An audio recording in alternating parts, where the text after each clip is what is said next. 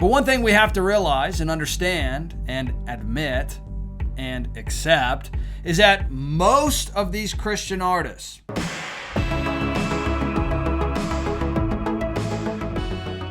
Howdy, y'all. I'm Brylan. I haven't been feeling that well the last few days. I'm still recovering, so if I sound a little down, well, that's why. Absolutely major news rocking the Christian music industry right now. CCM star Michael Tait accused of SA by multiple men. Not just that, but as well as using various drugs. Michael Tait, the longtime frontman of Christian rock band Newsboys and the former member of Grammy-winning group DC Talk, is facing multiple allegations of SA and substance abuse, according to an extensive investigation published by the Roy's Report. Now, if you're familiar with the Roy's Report, I don't, I have my issues there, of course, but this has been confirmed as legitimate allegations, from others as well.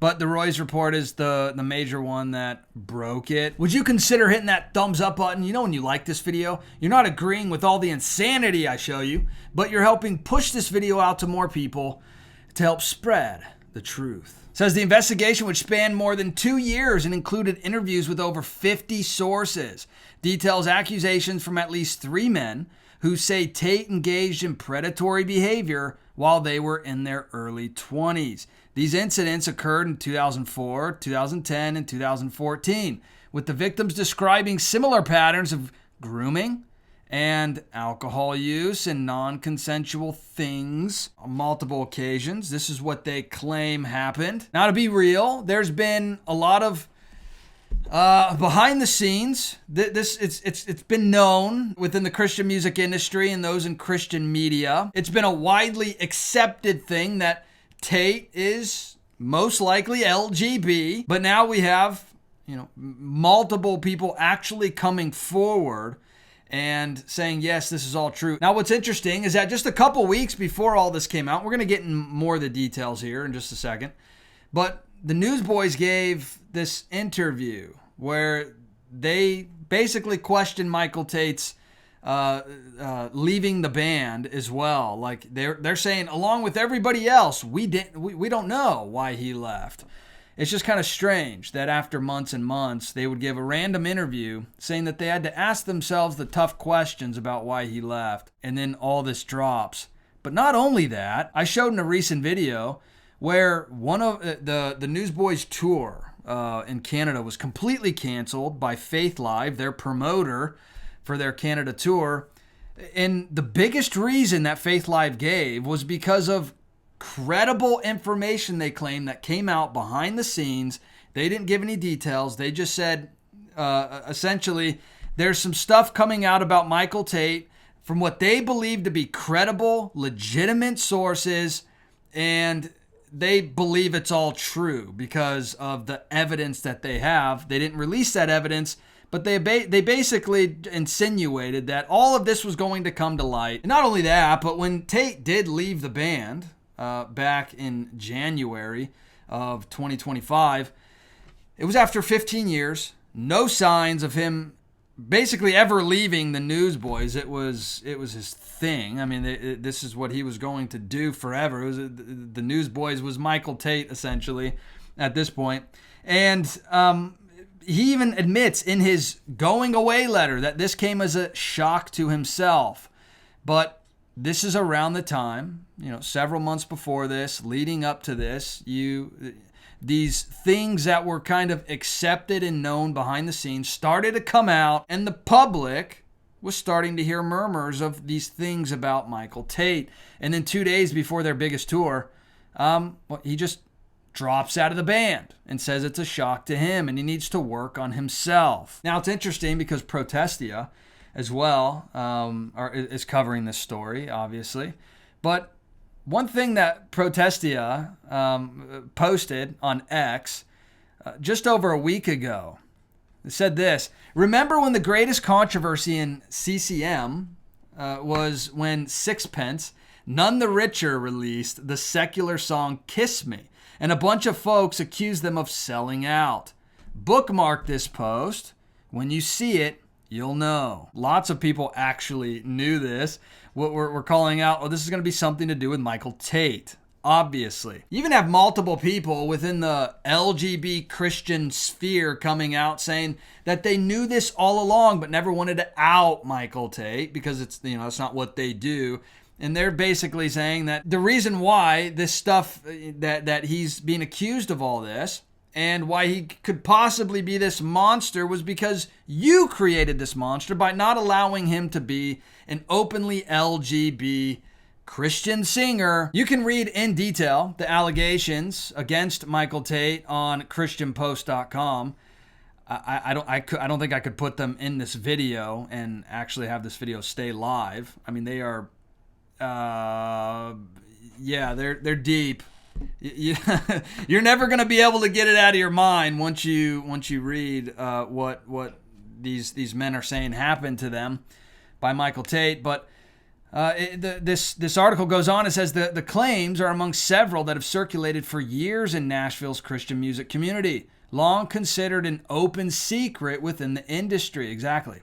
According to the report, alleged victims say fear of being blackballed or not taken seriously kept them from speaking publicly until now. And I've done videos in the past. I have shown lots of things regarding Michael Tait, things that are public.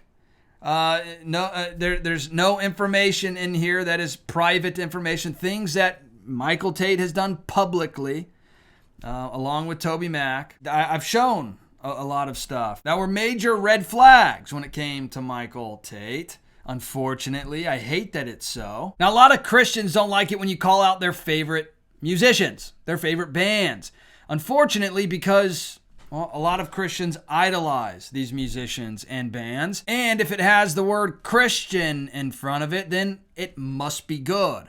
And there's no bad, there's no wrong that they can do because they're Christian. And if there is something wrong, if they did do something naughty, well, then you can't acknowledge it because that's not very Christian. It's this twisted no accountability that unfortunately has spread like a wildfire throughout the church of, taking verses like judge not lest they be judged and leaving out the rest about judging with righteous judgment and using discernment. And it's really unfortunate. It's sad to see that this is what a lot of Christians have embraced today. But one thing we have to realize and understand and admit and accept is that most of these Christian artists, think of your favorite Christian band, your favorite Christian singer. More than likely, they are signed to a record label like Sparrow Records. They might have a really Christian-sounding name for their record company. However, they are all owned and all controlled by the same record labels that control the secular artists. For instance, Sparrow Records. This is the record company that the Newsboys are signed to. They also have artists signed to them like, Amy Grant, who is LGBT affirming, completely progressive. I mean, essentially just one of the wokest Christian artists out there and just completely open about it now. And people have known that for a long time. But then you got, the Brandon Lakes. You have Dante Bose. You remember all the stuff that went down with him. Hillsong United. John Foreman, who is also LGBT accepting now, which is terribly sad. Then you see the Newsboys. Passion Music. You have Ren Collective. Again, the head guy for Ren Collective, just a completely woke, progressive. A lot of these people behind the scenes, when you get to know who they actually are extremely woke, progressive, LGBT accepting Christian artists. And they are controlled by the exact same people that control all the secular artists doing all the satanic seances at their concerts now. That's like the in thing to do. But you can see Sparrow Records is owned by Universal Music Group. Universal Music Group, one of the top dogs in the industry that controls essentially, think of a major famous artist. Let's take Taylor Swift, for example. Universal Music Group. It has been widely known and accepted that the music industry, these music groups, are the modern day mob now. And these are the same people that are controlling your favorite Christian music artist. And it's a terribly sad thing to see, but you know that this can't come without some sort of control of who's allowed to actually be in front of the cameras, on stage, making this Christian music, these worship songs that are essentially boyfriend love songs, but with a little Christianese, as Brandon Lakewood put it, sprinkled in there to appease Christians and just do just enough to keep the money flowing from Christians.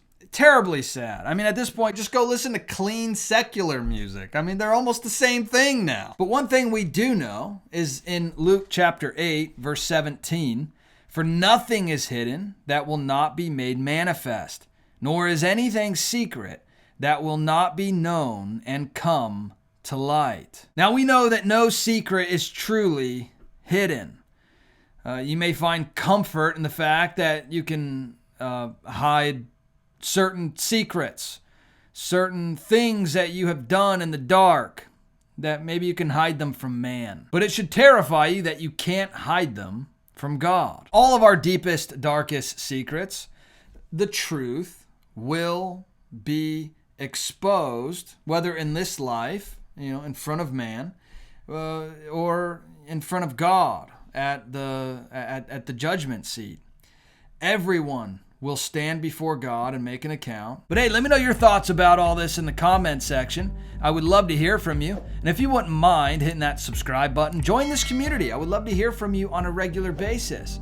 And please, hit that thumbs up button. When you like this video, it'll get pushed out to more people, and it would really help spread the truth. All right, I'll see you in the next video. Bye.